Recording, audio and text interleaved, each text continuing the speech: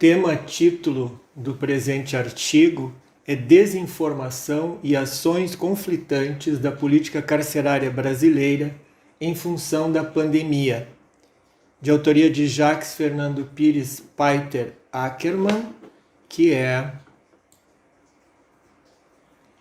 bacharel em Direito pela Faculdade Dom Bosco, especialista em Segurança Pública pela Universidade Federal do Rio Grande do Sul e major da Polícia Militar do Rio Grande do Sul. Henrique Alexander Kesk, doutor em Filosofia pela Universidade do Vale dos Sinos, mestre em Filosofia pela Pontifícia Universidade Católica do Rio Grande do Sul e graduado em Direito pela Universidade do Vale dos Sinos, advogado.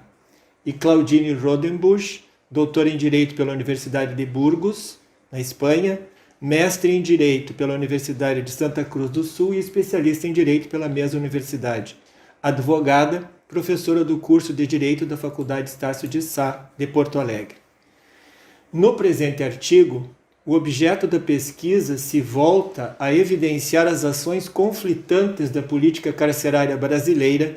no que diz respeito ao enfrentamento da pandemia, gerando desinformação e promovendo a invisibilidade de mais essa agressão pelo contágio sofrida pela população de apenados, que vem se somar às contumazes violações aos direitos humanos e à dignidade da pessoa humana em presídios marcados ainda por insalubridade completa e superlotação exacerbada. A metodologia empregada parte da análise doutrinária e legal,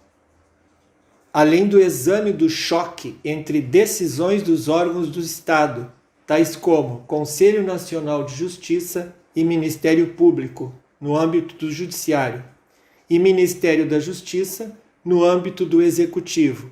em contraposição às recomendações do Senado Federal e de governos estaduais, bem como de órgãos envolvidos diretamente com a execução da política carcerária,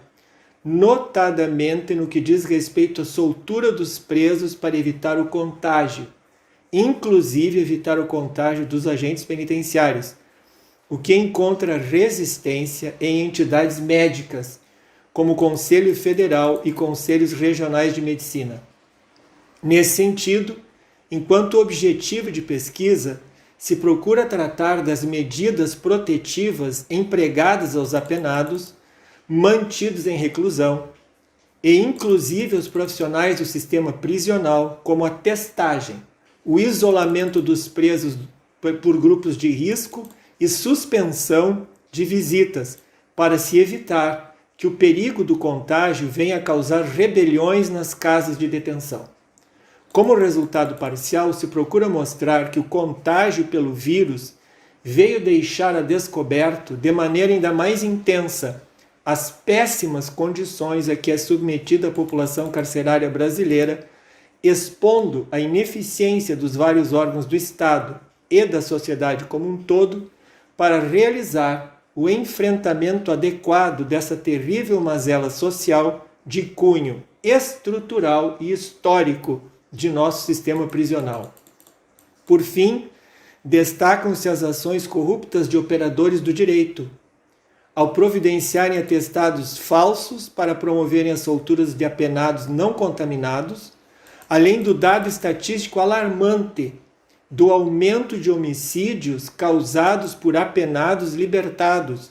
ou até mesmo com mudança de regime para prisão domiciliar, bem como do fato de se tornarem eles próprios vítimas de assassinato pelas disputas intestinas entre os grupos organizados do submundo do crime, notadamente entre os envolvidos com o tráfico de drogas, pelo controle dos pontos de distribuição, o que demonstra que, no regime de reclusão, se mantinham protegidos pelo Estado dessa forma insidiosa de combate que vem sendo travada no contexto geral da sociedade. Como palavras-chave, nós temos a política carcerária brasileira, pandemia, conflitos dos órgãos do Estado, desinformação, agressão aos direitos humanos. Evidencia-se uma desarticulação entre possíveis medidas legislativas recém-propostas e algumas ainda nem transformadas em lei, em destinar containers nas unidades prisionais para o fim de manter os apenados reclusos, enquanto resolução do Poder Executivo determina a vedação expressa de tais estruturas. Ademais, não se pode averiguar se até a presente data essas estruturas consideradas extraordinárias e provisórias, nem quais ou se efetivamente vieram a se concretizar em meio à já combatida disponibilidade das instalações das casas prisionais do país, caracterizadas por superlotação e sérios problemas de insalubridade,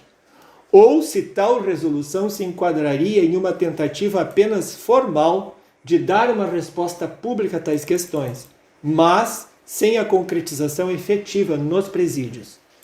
Justifica-se a desconfiança nesse sentido em função do histórico enfrentado pelo sistema prisional, que apresenta sérios precedentes quanto ao descumprimento da oferta de instalações adequadas,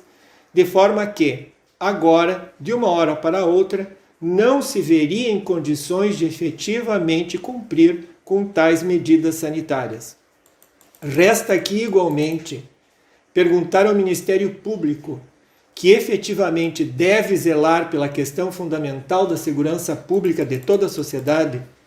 notadamente a ser impactada pela soltura de presos, como afirma, de forma indiscriminada,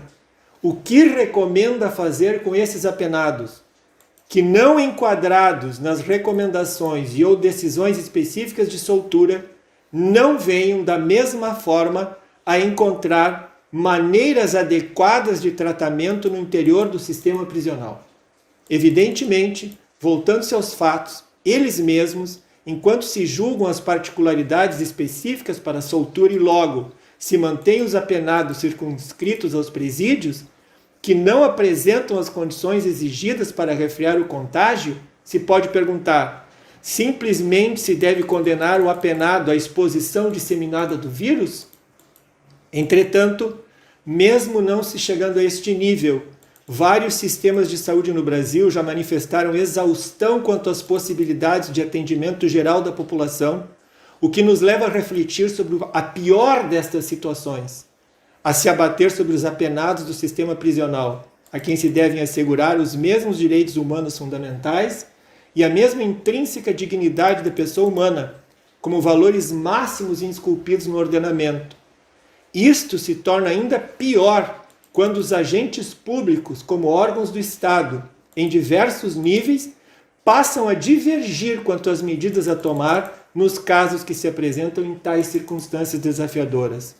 Sem dúvida, como nos disse o filósofo Hegel,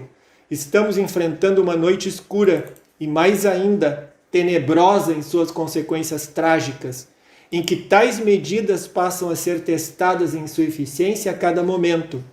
Mas o pior ainda é deixar os fatos sem análise, quando, da melhor forma, devemos nos dedicar a procurar compreender algo acerca do que fazer em tais situações, pondo a desnudo esses desafios. Isto porque a pandemia desnudou, deixando a descoberto justamente as imensas precariedades do sistema prisional, no qual, além dos problemas conjunturais, estruturais e históricos que já enfrenta, vieram a se somar os índices de vulnerabilidade mórbida dos custodiados nas casas prisionais. O correto, sem dúvida, é a melhora significativa do sistema de encarceramento, que deve oferecer condições dignas ao cumprimento das penas. Entretanto, não fizemos isto até agora, enquanto sociedade como um todo. Então, na pandemia, vemos estarrecidos se empilharem os cadáveres.